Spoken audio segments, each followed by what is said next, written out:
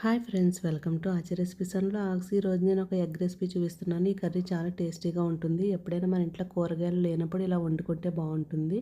లేదా night time డిన్నర్లోకి పిల్లలు ఉక్కుర వద్దు అంటారు కదా, అలాంటప్పుడు కూడా మనం ఇలా వండితే సింపుల్గా అయిపోతుంది. కర్రీ చాలా బాగుంటుంది.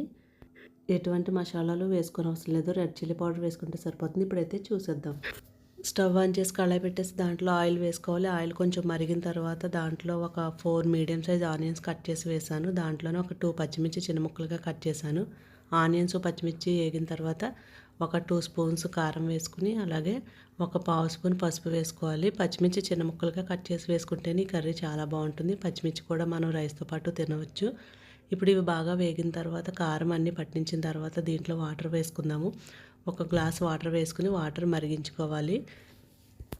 ఈ కర్రీ అయితే చాలామందికి తెలుసు, నేను ఇంకొకసారి చూపించేస్తున్నాను. దీంట్లో అల్లం వెల్లుల్లి పేస్ట్ కూడా వేయనవసరం లేదు. ఇప్పుడు సాల్ట్ వేసుకుందాము. కర్రీకి సరిపడినంత సాల్ట్ వేసేసుకుని ఒకసారి బాగా కలుపుకొని మరగనివ్వాలి. ఈ వాటర్ మరుగుతున్నప్పుడు మనం ఎగ్స్ తీసుకుని ఆ ఎగ్స్ని పగలగొట్టి అక్కడే వేసేయాలి. అలాగా మొత్తం కలపకుండా స్లోగా ఒక సైడ్ పడేలాగా వేసేసుకోవాలి. ఒక ప్లేస్లోనే ఇలా వేసేసాను కదా, నేను 2 ఎగ్స్ వేసాను.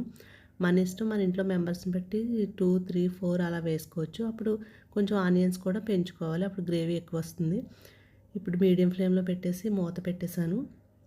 ఒక 5 మినిట్స్ తర్వాత మనం మూత తీసామంటే ఇలా కుక్ అయి ఉంటుంది. అడుగును బాగా కుక్ అవుతుంది, పైన కూడా కొంచెం ఉడుకుతుంది. అప్పుడు స్లోగా టర్న్ చేసుకోవాలి. విరక్కుండగా మనం జాగ్రత్తగా దీన్ని తిరగేసుకున్నట్లయితే అటు సైడ్ కూడా కుక్ అవుతుంది. అప్పుడు 2 సైడ్లు కుక్ అయ్యి మనకి ఎగ్ అనేది విరిగిపోకుండా ఉంటుంది. ఉక్కురులాగా కలిపేయకూడదు. ఇప్పుడు స్లోగా నేను టర్న్ చేశాను కదా, మళ్ళీ మూత పెట్టేసి అటువైపు కూడా ఉడికే వరకు ఉడికించుకుందాం. ఆల్రెడీ వాటర్లా ఉంది కదా, ఈ వాటర్ కూడా దగ్గర పడాలి. ఎప్పుడైనా ఫాస్ట్గా వండుకోవాలి అన్నప్పుడు మనం ఇలా ఎగ్స్ ఉడకబెట్టి వండుకోకుండా ఇలా వండినట్లయితే కర్రీ చాలా బాగుంటుంది. పిల్లలు కూడా చాలా బాగా ఇష్టపడతారు ఈ కర్రీని. నేనైతే ఈ కర్రీ డిన్నర్లోకి చేశాను 2 ఎగ్స్ వేసి. మరి కర్రీ అయితే రెడీ అయిపోయింది. మనం ఇలా స్లోగా గరిటెతోటి కలుపుకున్నట్లయితే ఈ ఎగ్ అనేది ముక్కలు అవ్వకుండా ఉంటుంది. మనం ఎలా వేసిన ఎగ్ అలాగే ఉంటుంది. చూసారు కదా, కర్రీ అయితే రెడీ అయిపోయింది. చాలా టేస్టీగా ఉంటుంది.